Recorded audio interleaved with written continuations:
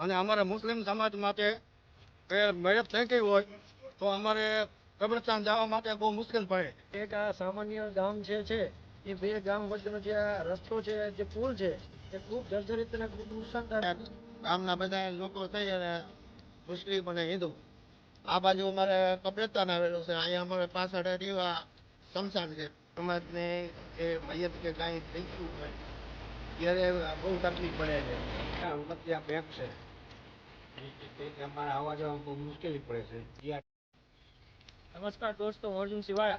આ જે અત્યારે જે જગ્યા ઉપર ઊભા છે એ જગ્યા કોઠારીયા ગામથી હડમતિયા તરફ જતો રસ્તો છે. વચ્ચે જે કોઝવે છે એ કોઝવે ઉપર જડેશ્વરનું જે ધારુનું પાણી છે એ બધું પાણી અહીંયા આવતું હોય અને આ કોઝવે ઉપરથી જે પાણી એટલો પ્રવાહ વધુ હોય છે કે અહીંયા જે કોઠારીયા ગામના મુસ્લિમ સમાજના લોકો છે એમનું કબ્રસ્તાન છે એ સામા કાંઠે છે. આ કોઝવેની સામા કાંઠેનું કબ્રસ્તાન આવે છે. એટલે ચોમાસાની જે સ્થિતિ આવે એ સ્થિતિમાં કોઈનું મયત થઈ ગયું હોય અને જ્યારે દફન વિધિ કે જે કાંઈ વસ્તુ હોય એની ધાર્મિક વિધિ એ વિધિ માટે જ્યારે જતા હોય અને ચોમાસામાં જ્યારે પાણીનો પ્રવાહ અહીંયા ફૂલ હોય ત્યારે આવી વિધિમાં પણ અડચણરૂપ થતું હોય પાણી. એટલે કોઝવે છે કોઝવે જો ઊંચો લેવામાં આવે, આની હાઇટ વધારવામાં આવે તો ગ્રામજનોનો જે પ્રશ્ન છે એ પ્રશ્નનું સોલ્યુશન આવી જાય એમ છે. બીજી વસ્તુ છે કે અહીંના જે ખેડૂતો છે એના મોટા ભાગના ખાતા હડમતિયા ડિસ્ટ્રિક્ટ બેંકમાં હોય એટલે ખેડૂતોને પણ ચોમાસામાં ક્યારેય અવારનવાર આવવા જવાનું થતું હોય તો આ કોઝવેના હિસાબે એ લોકોને પણ તકલીફ થતી હોય છે.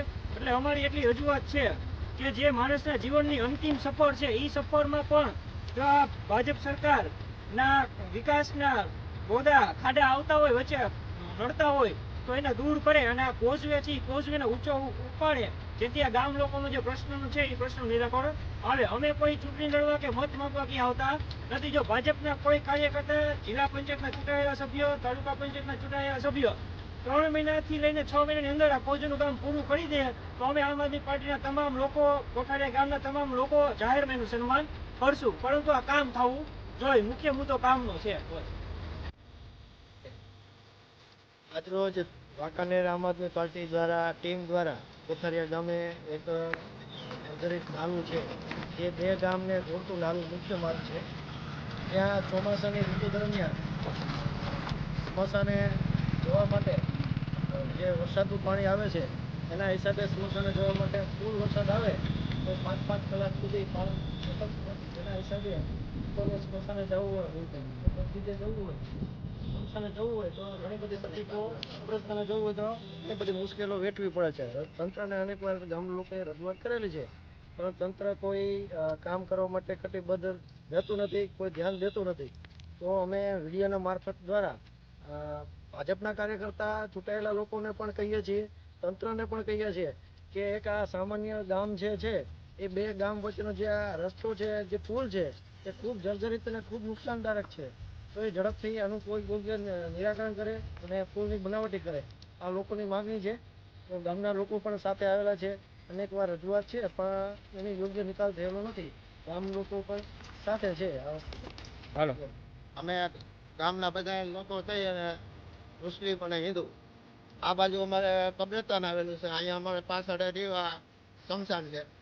તો વરસાદ આવે તો પુલ પાણી આવી જાય છે. એના હિસાબે 2-3 કલાક વેટિંગ કરવું પડે. એના હિસાબે અમારે આ પુલનું કામ જલ્દીથી થાય એવી અમારી નમ્ર અપીલ છે. બધા પુલ ઉપર ઉપસ્થિત છે અને અમારા મુસ્લિમ સમાજ માટે મહેનત થઈ ગઈ હોય તો અમારે કબ્રસ્તાન જવા માટે બહુ મુશ્કેલ પડે. તો એના માટે કોથમીર કાઢી અને પુલ બનાવવું એ જરૂરી.